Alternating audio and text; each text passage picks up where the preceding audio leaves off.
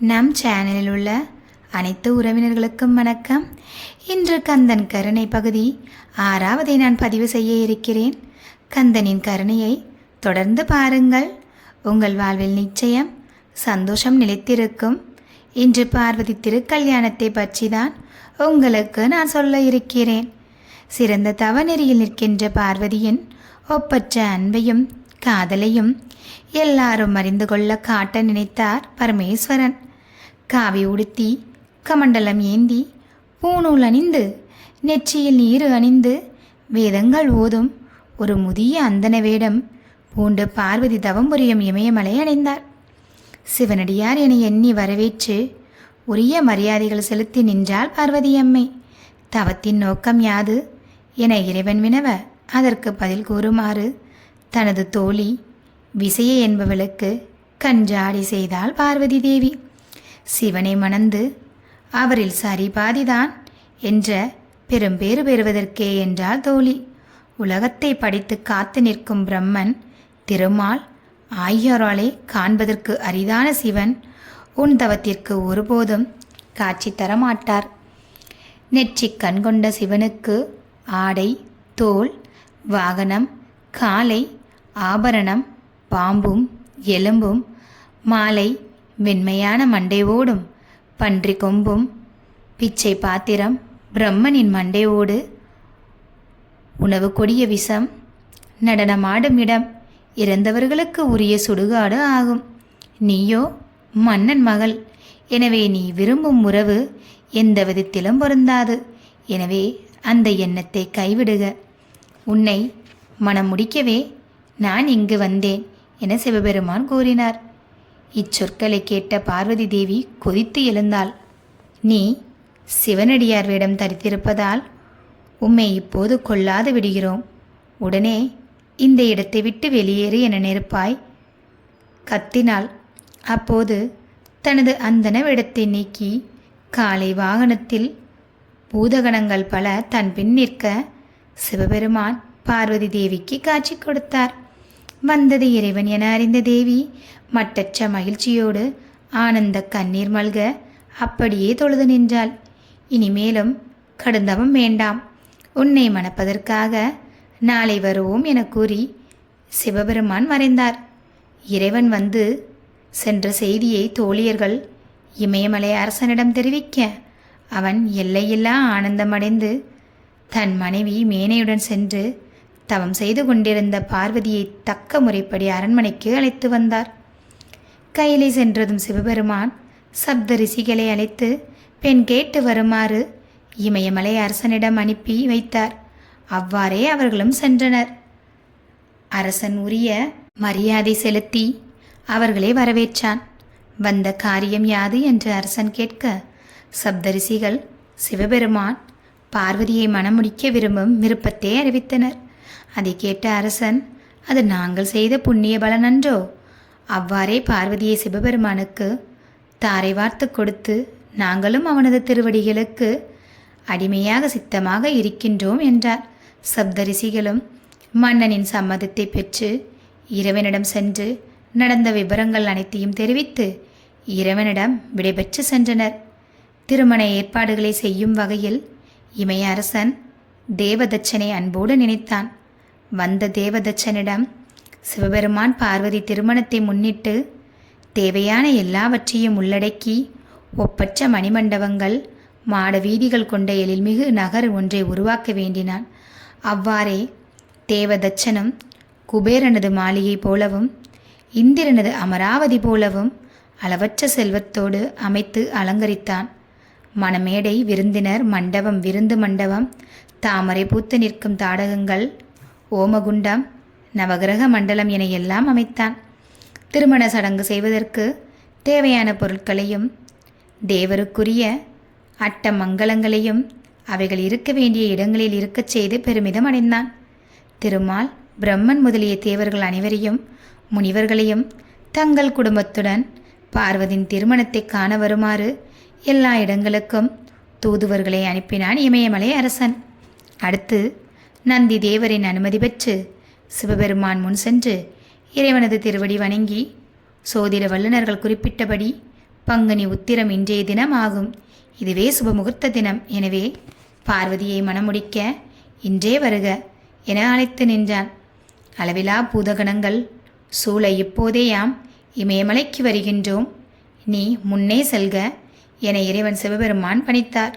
அவ்வாறே இமய அரசனும் இடம்பெயர்ந்தான். இமயமலைக்கு புறப்பட ஆயத்தமான இறைவன் நந்தியின் மூலம் திருமால், பிரம்மன், இந்திரன், கோடான கோடி தேவர்கள், உருத்திரர்கள், பஞ்சபூதங்கள், காவல் தெய்வங்கள், தேவதைகள், முனிவர்கள், ரிஷிகள் என அனைவரையும் கைலாயத்திற்கு வரவழைத்தார். அனைவரும் வந்து இறைவன் திருவடி தொழுது நின்றனர். மரபு வழக்கப்படி இறைவன் திருமண கோலம் பூண்டு ரிஷப வாகனத்தில் ஏற, அவ்வாறே மற்றவர்களும் அவரவர் வாகனங்களில் ஏறி இமயமலைக்கு வந்து சேர்ந்தனர். இமயமலை அரசன் தன் மனைவி சுற்றத்தோடு முறைப்படி இறைவனை எதிர்கொண்டு அழைத்துச் சென்றான். திருமணச் சடங்குகள் அனைத்தும் வரிசை கிரமமாக நடந்து கொண்டிருந்தது. அண்டங்கள் அனைத்திலும் உள்ள அனைவரும் ஒரு சேர இங்கு இறைவன் திருமண கோலத்தை காண கூடிவிட்டதால் திடீரென வடதிசை தாழ்ந்து தென்திசை உயர்ந்து விட்டது. எல்லாரும் அச்சத்தால் குரல் எழுப்ப இறைவன் உடனே நந்திதேவர் மூலம் அகத்திய மாமுனிவரை வரவழைத்தார். அகத்திய முனிவனே, இப்போதே இந்த இமயமலையை விட்டு நீங்கி தென்னாட்டை அடைந்து அங்குள்ள உயர்ந்த பொதிகை மலையில் வீற்றிருப்பாயாக என சிவபெருமான் கூறினார். அப்போது அகத்திய முனிவர், எம் தந்தையே, நான் என்ன பாவம் செய்தேன்? தங்களின் திருமண காட்சியை காணும் பாக்கியம் எனக்கில்லையா என வருந்தி கேட்டார். அகத்திய முனிவனே, மனம் அருந்தாமல் பொதிகை மலைக்கு செல்வீராக. அங்கு வந்து உமக்கு எனது திருமண காட்சியை காட்டுவோம். அங்கு சில காலம் தங்கி என்னை தியானித்து பின்பு முன்பு போலவே எம் அருகே இருக்க வருவாயாக என சிவபெருமான் அருளினார். அகத்திய மாமுனிவரும் அப்படியே செய்ய பூமி சமநிலை பெற்றது. சிவபெருமானும் பார்வதி தேவியும் முறையாக மணமேடை வந்து அமர சடங்குகள் அத்தனையும் செவ்வன நடைபெற, வேத மந்திரங்கள் ஒலிக்க, மேலதாளங்கள் முழங்க, பார்வதியின் கையை சிவபெருமானின் திருக்கரத்தில் வைத்து என் மகளை அன்போடு தத்தம் செய்து கொடுத்தேன் என கூறி சிவபெருமானை மருமகனாக பாவித்து இமய அரசன் நறுமணமிக்க நல்ல நீரை விட்டான். பின் இமய அரசன் காமதேனு பொலிந்த இனிய பாலையும் மா, பலா, வாழை என முக்கனிகளையும் நெய், தேன் முதலான அளவற்ற சுவை பொருட்களையும் பொன் பாத்திரங்களில் இட்டு இறைவன் முன் படைத்து அதை இறைவன் உண்ண வேண்டும் என்று வேண்டி நின்றான். மிக்க மகிழ்ச்சி ஏற்றுக்கொண்டோம் என கூறி இறைவன் அந்த நெய்வேத்திய பொருட்களை தொட்டு ஆசீர்வதித்தார். பின்பு மலையரசன் அந்த நெய்வேத்திய பிரசாதத்தை தேவர்கள் முதலான அனைவருக்கும் பகிர்ந்தளித்து தானும் தனது சுற்றத்தாரும் உண்டு அருந்தி இறைவனின் பேரல் பெற்று பூரிப்பில் திகழ்ந்தார். அச்சமயம் ரதி அங்கு வந்து இறைவனை வணங்கி தன் கணவன் மன்மதனை வேண்டி நின்றார். இறைவனும் பெண்ணே, இனி புலம்பல் வேண்டாம் என்று கூறி மன்மதனை அங்கு வந்து தோன்றும்படி அருளினார். பழைய உருவத்தோடு அப்படியே பொலிவு குன்றாமல் மன்மதன் தோன்றி பார்வதி தேவியோடு வீற்றிருந்த பரமேஸ்வரன் திருவடிகளில் வீழ்ந்து வணங்கினான். மன்மதா, இன்று முதல் நீ உன் மனைவி ரதிக்கு மட்டும் உருவத்தோடு தோன்றுவாய். மற்றைய தேவர்களுக்கும் மானிடர்களுக்குமான அனைவருக்கும் அருவமாக இருந்து உனது அரசாட்சியை நடத்துவாயாக என இறைவன் அருளினார்.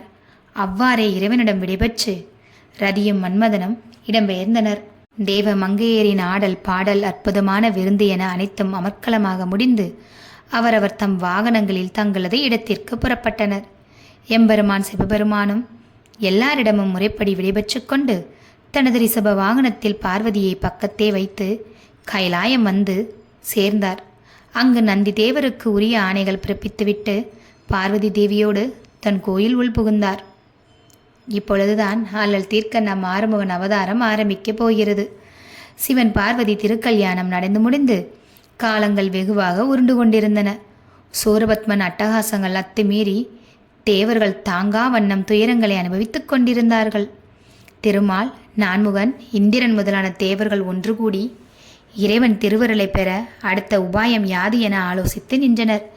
அதற்கு வழியாக வாயுதேவனே கைலாயம் சென்று இறைவனது நிலையை கண்டு வந்து கூறுமாறு வாயுதேவனை வேண்டினார். இதற்கு முன் மன்மதன் சென்று இறைவனால் எரிக்கப்பட்டதை சுட்டிக்காட்டி வாயுதேவன் மறுத்து நின்றான். எல்லாருமே ஒன்று கூடி வற்புறுத்தவே குளிர்ந்த தன்மையையும் நறுமணங்களையும் சுமந்து இனிய தென்றலாய் கைலாயத்தினுள் வாயுதேவன் புகுந்தான். இதை கண்டுகொண்ட வாயிற் பொறுப்பாளர் நந்திதேவர் தனது பொன்னாலான பிரம்பால் ஓங்கி நின்றார். பயந்த வாயுதேவன் சுய உருக்கொண்டு திருநந்தி தேவர் திருவடிகளில் வீழ்ந்து வணங்கி போற்றி நின்றான். தான் வந்த காரணத்தை கூற அதற்கு திருநந்தி தேவர் அனுமதி தர மறுத்துவிடவே அவரிடம் விடைபெற்று கொண்டு விட்டால் போதும் என்று வேகமாக புறப்பட்ட இடத்திற்கே திரும்பி வந்தான். இந்த நிலை கண்டு வருந்திய திருமால் முதலானோர் ஒன்று கூடி அனைவரும் தாங்களே நேரில் கைலாயம் செல்ல முடிவு செய்தனர். அவ்வாறே வந்து திருநந்தி தேவரை வணங்கி இறைவனை காண அனுமதி கேட்டனர். அவ்வாறே நந்தியும் இறைவனிடம் சென்று இவர்களின் வரவை அறிவித்தார். இறைவனும் அனுமதி தந்திடவே அனைவரும் ஆலயத்தின் உள் சென்று உமாதேவியோடு வீற்றிருக்கும் உலகநாயகனின் திருவடிகளை வணங்கி நின்றனர். உங்கள் மனக்குறை என்ன, யாது வர வேண்டும் என சிவபெருமான் கேட்க சூரபத்மனால் தாங்கள் அனுபவித்துக் கொண்டிருக்கும் துயரங்களை எடுத்துரைத்து அதற்கு முடிவு கட்டும் வகையில் முதல் இடை முடிவு அருவம் உருவம் சமம், காரணம் பிறப்பு இறப்பு இன்பம் துன்பம் ஆகிய இவைகளில் எதுவும் இல்லாமல் வேதங்களை கடந்து நிற்கும் இறைவனே சிவபெருமானே, உமக்கு மட்டுமே நிகரான ஒரு புதல்வனை உன்னிடமே தோற்றுவிக்க வேண்டும் என்று திருமால் முதலான தேவர்கள் வேண்டி நின்றனர். நீங்கள் மனமருந்த வேண்டாம், அவ்வாறே ஒரு புதல்வனை தோற்றுவிப்போம் என அருளினார். உடனே இறைவன் 6 திருமுகங்களை கொண்டார். ஒவ்வொன்றிலும் அமைந்த 6 நெற்றிக்கண்களில் இருந்து முறையே 6 தீப்பொறிகளை தோற்றுவித்தார். அப்படி தோன்றிய தீப்பொறிகளின் வெப்பம் தாங்காது இந்திரன் முதலான தேவர்கள் அஞ்சி சிதறினர். அண்டங்கள் அனைத்திலும் வெம்மை தாக்கியது, கடலோ வற்றியது, உயிரினங்கள் ஒடுங்கின. உமாதேவியும் உஷ்ணம் தாளாது தன் மேனியை அலங்கரித்திருந்த நவமணிகள் தரையில் சிதறி விழ தானும் இறைவனை விட்டு விலகி இடம்பெயர்ந்து சென்றான். ஆனால் யாருக்கும் எங்கு உயிர் சேதம் ஏதும் இல்லை. ஏன்? அது கருணையே வடிவான கந்தனின் உற்பத்தி அல்லவா? பின் தேவர்கள் இறைவனின் திருவடி வணங்கி காத்தருள் வேண்டினார். இறைவனும் தன் மனதால் நினைத்து அவற்றை 6 சிறிய பொறிகளாக முன்வர வைத்தார். பின் அந்த 6 பொறிகளையும் கங்கையில் விட்டு வருமாறு அக்கினியையும் வாயுவையும் பணித்தார். அவர்கள் அதை சுமந்து செல்லும் சக்தி தங்களுக்கு கிடையாது என கூறி இறைவனின் திருவடியை வணங்கினார். அப்போது இறைவன், அந்த சக்தியை இப்போது யாம் உங்களுக்கு அளிக்கின்றேன், சுமந்து செல்க என்றார் இறைவன். அவர்களும் அவ்வாறே அந்த 6 தீப்பொறிகளை சுமந்து சென்று கங்கையில் சேர்க்க கங்கையும் ஆண்டவன் தனக்கு கூறியபடி அவற்றை சரவண பொய்கையில் உவகையோடு கொண்டு சேர்த்தாள். திருமாலும் இந்திரனும் நான்முகனும் பிற தேவர்களும் வாயு பகவானுக்கு பின்னே சரவண பொய்கையை அடைந்தனர். விளைச்சலை எதிர்நோக்கும் உழவன் தான் விளைவித்த அந்த பயிரை காத்து வருவது போல கங்கை சரவண பொய்கையில் கொண்டுவிட்ட அந்த 6 அற்புதங்களும் தேவர்களும் 8 திக்கு பாலர்களும் திருமாலும் காத்து நின்றனர். அந்த ஜோதி பிளம்பான 6 பொறிகளும் ஒன்றாகி 6 திருமுகங்களும் 12 திருக்கைகளும் கொண்டு உலகத்தார் ஓய்வு பெற சரவண பொய்கையில் சரவண என்ற ஒரு திருமுகன் தோன்றினான். திருமுருகனாகிய குமாரக்கடவுள் அவதரித்ததும் தேவ துன்பிகள் முழங்கின, வேதங்கள் முழங்கின, தேவர்கள் ஆராவரம் செய்தனர். திருமாலும் இந்திரனும் முனிவர்களும் பூக்களை சொரிந்து எம்மை காத்தர்கள்க என்று துதித்து நின்றனர். இது எம்பெருமான் முருகக்கடவுளின் வரவை வழிமேல் விழிவைத்து பார்த்து காத்திருந்த நாமும் நம் கைகளில் உள்ள அந்த சிறந்த மலர்களை ஆறுமுகப் பெருமானின் திருவடிகளில் சேர்த்து நம்மையும் என்று காத்தருளுமாறு துதித்திடுவோம். பரம்பொருளே, இறைவா முருகா, நின் திருவடிகள் போற்றி போற்றி. எவரிடமும் இல்லாதவையும் எல்லை இல்லாத சிவபெருமானின் மட்டுமே உள்ளவையுமான 6 குணங்கள் குமரனுக்கு ஆறுமுகங்களாய் வந்து பொருந்தின. இந்த நாளில் உலகில் உள்ள உயிர்கூட்டங்கள் ஓய்வு பெற அவர்களுக்கு நல்ல சகுனங்கள் தோன்றின. அசுரனாகிய சூரபத்மன் போன்ற தீயவர்களுக்கு அவர்களது அழிவை காட்டும் தீய சகுனங்கள் தோன்றின. தனக்கு யாரும் நிகரற்றவனான முருகன் வளம் மிகுந்த சரவண பொய்கையில் இதழ்கள் நிறைந்த தாமரை மலரில் அகில உலகில் அனைத்து உயிர்களையும் காத்தருள மனதில் கருணை கொண்டு இளமை மிகுந்த சிறிய குழந்தை போல இனிதாக விற்றிருந்தான். திருமால் கார்த்திகை பெண்களை அழைத்து திருமுருகனுக்கு பாலூட்டி சீரூட்டி வளர்த்து வருமாறு வழிகாட்டினார். அவ்வாறே அந்த 6 கார்த்திகை பெண்களும் சரவண பொய்கை வந்து முருகனை வணங்கி நின்றனர். அவர்களின் எண்ணத்தை அறிந்த எம்பெருமான் அவர்கள் உளம் மகிழ 6 குழந்தைகளாக வடிவெடுத்து அவர் தம் மடி சென்று பால் அருந்தி புன்னகை செய்து பக்குவமாய் வளர்ந்து வந்தார். ஒருவரே அறுவராகிய அந்த 6வரும் அண்டம் வியக்க 1000 கோடி அற்புதங்களை காட்டி எல்லாரும் திகைத்து நிற்க எம்பெருமான் வளர்ந்து வந்தார். தேவர்கள் வேண்டி தனது துணையின்றி சரவண பொய்கையில் சிவபெருமான் அருளால் முருகப்பெருமான் தோன்றியதை அறிந்து சினம் கொண்ட உமாதேவி பிரம்மன், இந்திரன், நான்முகன், திருமால் ஆகியோருக்கு புத்திர பாக்கியம் இல்லாது போக சாபமிட்டாள். நெற்றிக் கண்களில் இருந்து தோன்றிய 6 பொறிகளின் வெம்மை தாளாது இடம்பெயர்ந்து சென்ற உமாதேவி மீண்டும் இறைவன் அருகில் வந்தாள். அங்கே தனது ஆபரணங்களில் இருந்து சிதறிய நவமணிகள் இறைவன் திருவடியின் கீழ் கிடப்பதை கண்டாள். அதையே சிவபெருமானுக்கு உற்று நோக்க அவை நவசக்திகளாக உருவெடுத்து இறைவன் திருவருளால் கருத்தரித்தன. இதை கண்ட பார்வதி தேவி மீண்டும் சினம் கொண்டாள். அந்த நவசக்திகளையும் கற்பதில் பல காலம் கஷ்டம் அனுபவிக்குமாறு சபித்தாள். இதை கேட்ட நவசக்திகளுக்கும் பயம் மேலிட்டு வியர்த்து விழுந்தன. அப்படி வியர்த்த அந்த வியர்வை துளிகளில் இருந்து 1,00,000 உருத்திர வீரர்கள் தோன்றி சிவனை வணங்கி நின்றனர். அந்த நவசக்திகளின் கருவில் நந்தி கணங்கள் அவதரித்து யோக நிலையில் வளர்ந்து வந்தனர். இந்த சுமை தாங்க இயலாத நவசக்திகள் சிவனையும் பார்வதியும் தொழுது அருள் வேண்டினார். பார்வதி தேவி மனமிறங்கி குழந்தைகள் அவதரிக்க அருள் செய்தனர்.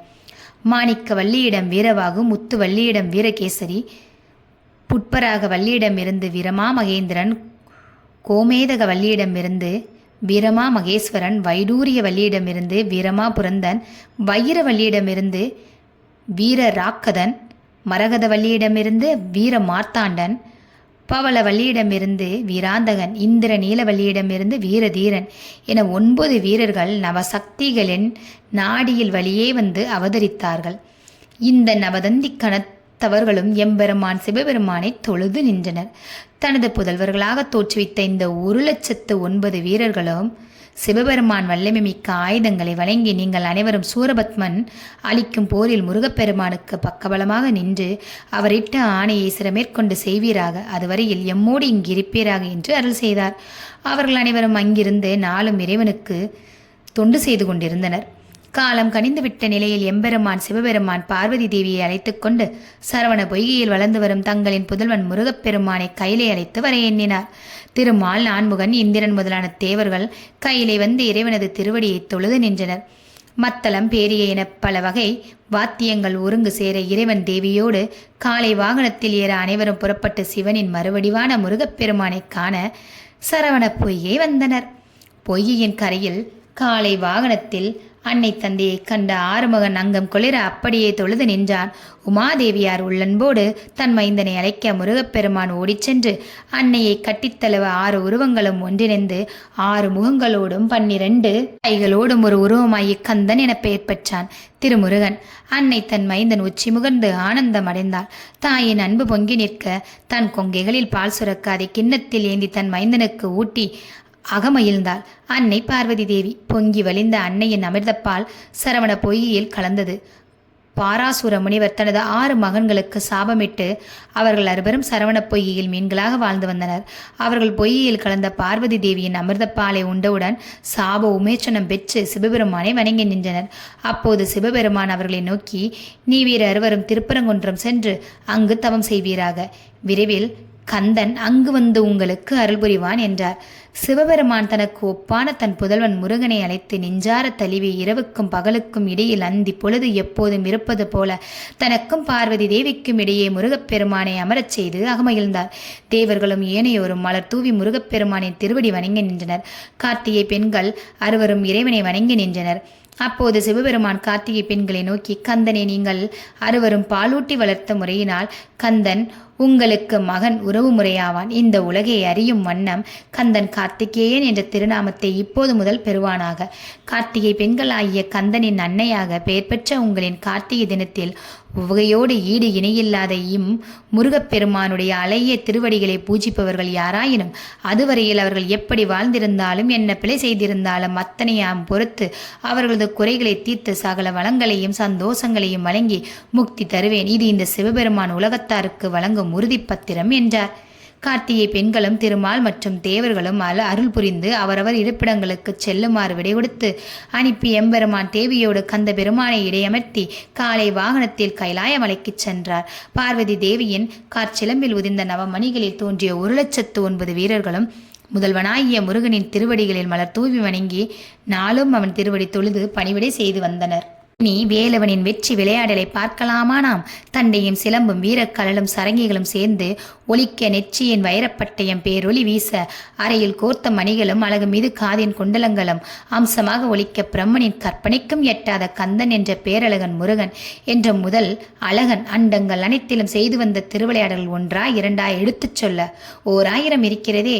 பூமியில் இருப்பான், வானத்திலும் வலம் வருவான், கடலருகே காட்சி தருவான், மலைமுகட்டில் நின்றடிடுவான், மண் புதைத்த குன்றுகளிலும் ஆடிடுவான், சோலையில் வலம் வருவான், வேகமிகு ஆறுகளில் கால் பதிப்பான். இஞ்சி, முல்லை, மருதம், நெய்தல், பாலை என 5 வகை நிலங்களிலும் பறந்து காண்பான். தமிழ் மொழியும் வடமொழியும் வலம் வரும் தலங்கள் எங்கும் தவறாது தங்கி மகிழ்ந்திடுவான். கோள்கள் எத்தனையோ அனைத்திலும் தன் கால் பதிப்பான். கந்தர்வர்கள், சித்தர்கள், கருடர்கள் மற்றுமான தேவகணங்கள் வாழும் இடமெல்லாம் சென்று வருவான். முனிவர்கள் தவம் செய்யும் தபலோகங்கள் எங்கும் தினம்புகுவான். இந்திரலோகம் செல்வான், திருமால்வாளும் சத்தியலோகம் செல்வான், பார்வதி தேவியின் சக்தி உலகம் செல்வான், சிவபெருமானின் சிவ உலகத்திற்கும் திருநந்தித்தேவரும் பணிந்து நிற்க சிறப்புடன் செல்வான். சிறுவனாக, காலை பருவத்தினனாக, அந்தனராக, ஆன்ற முனிவராக, முதியவராக என பல உருவங்களில் பல மாயங்கள் நாளும் செய்திடுவான். நடப்பான், ஓடுவான், வேகமாக செல்வான். குதிரை, யானை, சிங்கம், மாட்டுக்கிடா என வரிசையாக வாகனங்களிலும் செல்வான். விருப்பமிகு விமானத்திலும் செல்வான். தன் மைந்தனின் மாயச் செயல்களில் திருவிளையாடல்களில் வியப்புற்று உமாதேவியார் முருகனின் பெருமையை சிவனிடம் கேட்கலானாள். தேவி, நமச்சிவாய எனக்கு 6 எழுத்து, உன் மைந்தனுக்கு சரவணபவ என 6 எழுத்து. 6 முகன் எமது சக்தியே ஆவான். அவனும் யாமும் வேறுபாடு உடையவர் அல்ல. யாம்தான் அவன், அவன்தாம் யாம். தன்னை போற்றி உளமாற வழிபடுபவர்களுக்கு எல்லா சிறப்புகளையும் ஞானத்தையும் வழங்குவான். பக்தர்கள் நினைத்த மறுகணமே அவர்களுக்கு பக்கத்து துணையாக நிற்பான். பஞ்சபூதங்களும் அவனது பக்தர்களுக்கு ஏவல் செய்யும். யமனும் அவர்களின் இருப்பிடத்தை கூட ஏறெடுத்து பார்க்க மாட்டான். அவர்கள் வந்து சேருவது திருமுருகன் திருவடிக்கு மட்டுமே. பக்திக்கு முக்தி தருவதில் முதல்வன் நம் மைந்தன் முருகனே என்று அருளினார். சிறுவன் முருகனின் திருவிளையாடல்கள் தொடர்ந்தன.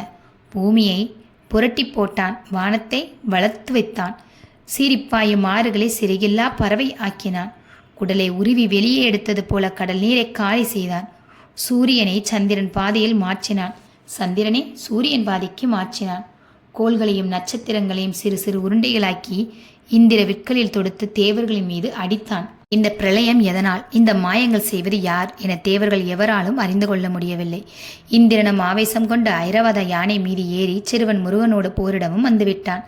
அவன் யார் என அறியாது அப்பாவி இந்திரன் அம்புகளை அமரன் குமரன் நோக்கி செலுத்தினான். அத்தனையும் மாலைகளாய் மாறி கந்தனை களிப்புற செய்தது. இந்திரனோ திகைத்தான். சிறுவன் முருகன் சிங்கார வெள்ளெடுத்து சிறு அம்புகள் பல தொடுத்து இந்திரனையும் அவன் கூட்டத்தினரையும் பொடி பொடி செய்தான். ஐராவத யானையின் நெற்றியில் பானம் செலுத்தி அதன் உயிரை பறித்து நின்றான். ஒட்டுமொத்த தேவர்கள் கூடாரமே பிணி குவியலாகி அதன் நடுவே தனி ஒருவனாம் சின்னஞ்சிறுவனாய் சிரித்து நின்றான் முருகன். ஞான திருஷ்டியில் விவரம் அறிந்த நல்ல தவசீலி நாரத முனிவர் குலகுருவாம் வியாழ பகவானிடம் நடந்ததை எடுத்துரைத்து கந்தனை காண வழிவகுத்தார். வியாழ பகவானும் கந்தன் காலடிகளை வணங்கி அறியாமையில் தேவர்கள் செய்த பிழைகளை பொறுத்து மீண்டும் அனைவரும் எழுந்தருள அருள் புரியுமாறு தொழுது நின்றார். சிறுவன் முருகனும் ஒரு குறுநகையால் நொடிப்பொழுதில் சீர் செய்தான். வியாழ பகவான் வியர்ந்து நின்றார். உயிர்த்தெழுந்த அத்தேவர்கள் கந்த பெருமானே வணக்கம், கங்காதேவியின் புதல்வனே வணக்கம், கடப்ப மலர் மாலை அணிந்த தந்தையே வணக்கம், 6 முகங்களை உடைய அகிலத்திற்கெல்லாம் முழுமுதற் கடவுளே வணக்கம் என துதித்து நின்றனர். அப்போது குமரவேல், நீங்கள் நம்மை ஒரு குழந்தையாக நினைத்து முன்பு போரிட்டீர்கள்.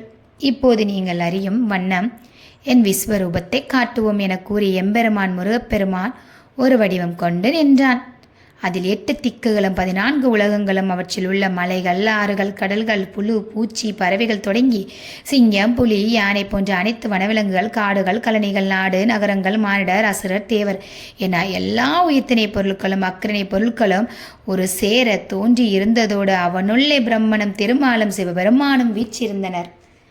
இந்திரன் முதலான தேவர்கள் அனைவரும் இந்த விஸ்வரூப ரூபத்தை கைதொழுது வணங்கி நின்றனர். இருப்பினும் எவராலும் முழு வடிவத்தை காண இயலவில்லை. முடிக்கண்டார் அடிக்காணவில்லை, அடிக்கண்டார் முடிக்காணவில்லை.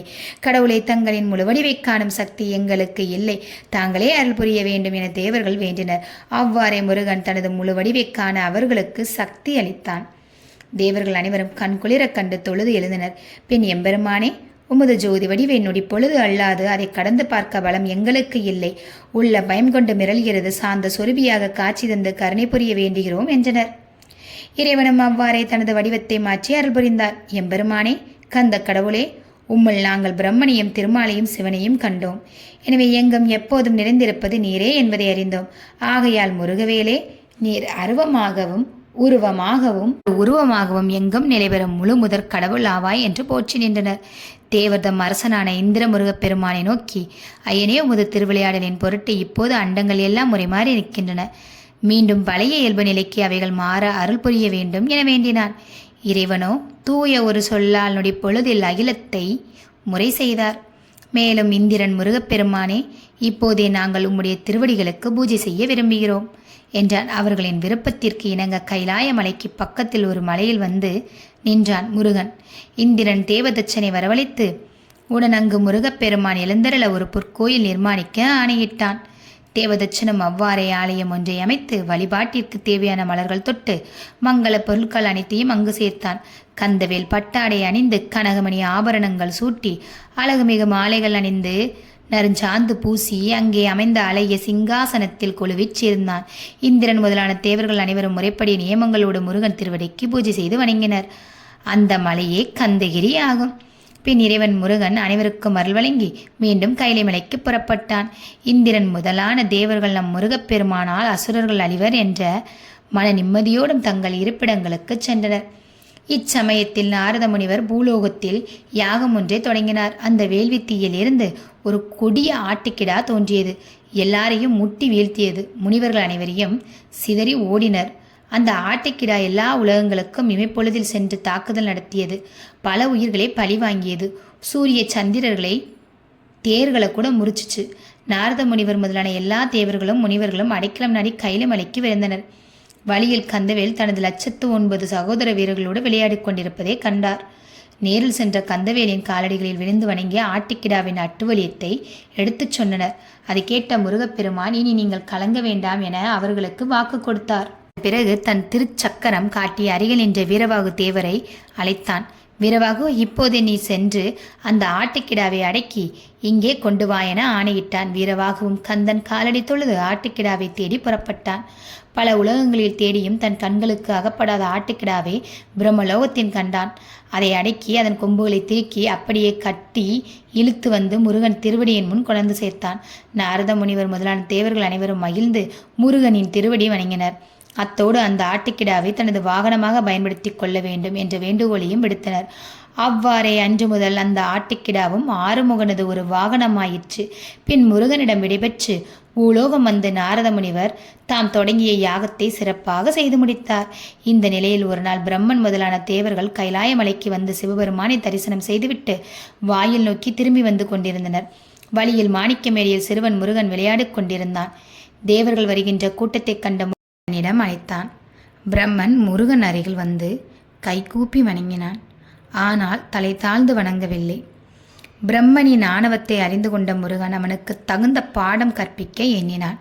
உடனே பிரம்மனிடம், உம் தொழில் யாது என முருகன் கேட்டான்.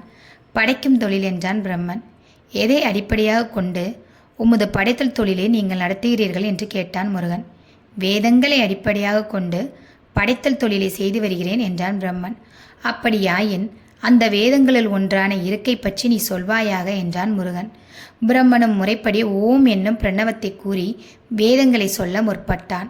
அப்போது முருகன் தடுத்து, முதலில் ஓம் என்ற பிரணவத்தின் பொருள் சொல் என்றார். ஓம் என்ற பிரணவத்தின் பொருள் அறியாத பிரம்மன் தன் 8 கண்களையும் அகலவிரித்து விரித்து விழித்தான். விக்கி திகைத்தான். பிரணவத்தின் பொருள் அறியா நீ படைத்தல் தொழிலை செய்வதற்கு அருகதை அற்றவன் என கூறி பிரம்மனின் 4 தலைகளும் குலுங்கும்படி வலிமையாக குட்டினான் முருகன். மேலும் தன் கால்களால் உதைத்து கீழே வீழ்த்தி பிரம்மனை கந்தகிரி மலையில் விலங்குகள் மாட்டி சிறை வைக்குமாறு தன் படைகளுக்கு ஆணையிட்டான் பரம்பொருள் முருகன். கந்தகிரி சென்று தானே உருத்திர மாலையையும் கமண்டலத்தையும் ஏந்தி வரதமுத்திரை காட்டி நிஷ்டையில் அமர்ந்து படைப்பு தொழிலை மேற்கொண்டான் பாலமுருகன். புவியில் உயிர்கள் பல்கி பெருகிற்று. பிரம்மன் முருகப்பெருமானிடம் சிறைப்பட்டதை அறிந்த திருமால் வருந்தினார்.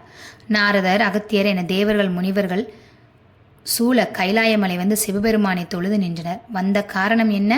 நீங்கள் கொண்ட துயர் யாது என இறைவன் கேட்க பிரம்மனே முருகப்பெருமானின் சிறையில் இருந்து விடுவித்து அருள் புரிய வேண்டும் என்றனர். சிவபெருமான் சிரித்துக்கொண்டே திருநந்தித்தேவரை அழைத்தார். நீர் உடனே கந்தகிரி சென்று பிரம்மனை விடுவிக்க கந்தனிடம் கூறி பிரம்மனை இங்கே அழைத்து வருக என்றார். நந்திதேவரும் அவ்வாறு கந்தகிரி சென்று முருகன் திருவடி வணங்கி ஈசனின் ஆணையை எடுத்து கூறினார். அதை கேட்டு சினம் கொண்ட முருகப்பெருமான் முடியாது என மறுத்து நந்திதேவரை நொடிப்பொழுதில் இந்த இடத்தை விட்டு அகன்றிடுக, இல்லையே உன்னையும் சிறை வைப்பேன் என எச்சரித்தார். விட்டால் போதும் என விடைபெற்று நந்திதேவர் விரைந்து சென்று கைலாயத்தை வந்து சேர்ந்தார்.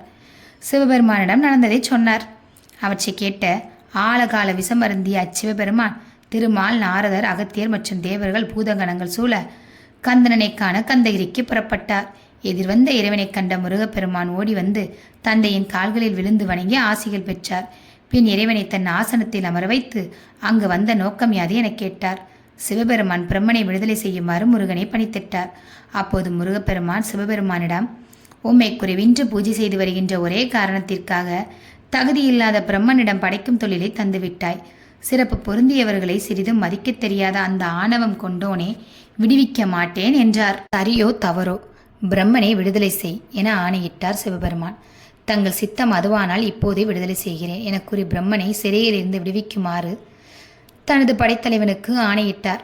பிரம்மனும் திரும்பி வந்து தன் தவறுக்காக மன்னிப்பு கோரி முருகன் திருவடி தொழுது நின்றான். பின் சிவபெருமான் பாலமுருகனை பரிவுடன் தழுவி உச்சி முகர்ந்து தன் சிவந்த அழகிய தொடையில் அமர்த்தி கொண்டார்.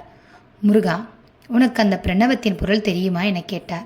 தந்தையே, எனது அன்னைக்கு நீர் ரகசியமாக சொன்ன அந்த பிரணவ பொருள் மட்டுமின்றி நீர் அறிந்த அனைத்தும் யாமும் அறிவோம் என்றார் பாலமுருகன். நல்லது, அப்படியானால் அந்த பிரணவ மந்திரத்தின் பொருளை எனக்கு சொல்வாயாக என இறைவன் கேட்டார். தந்தையே, எல்லாம் அறிந்தவர் நீர். பொருள் எதுவாயினும் சிறிதோ பெரிதோ சொல்பவன் குரு, கேட்பவர் சிஷ்யன். அந்த விதிமுறைப்படி நீங்கள் கேட்க சித்தமானால் நான் குரு அந்தஸ்தில் உயர்ந்து அமர்ந்து உமக்குச் சொல்வேன் என்றார் கந்தவேல். இறைவனும் புன்மருவலுடன் அப்படியே ஆகட்டும் என மண்டியிட தந்தையின் காதுகளில் பிரணவத்தின் பொருளை ரகசியமாக ஓதி தகப்பன் சுவாமி என பெயர் பெற்றான் தண்டாயுதபாணி.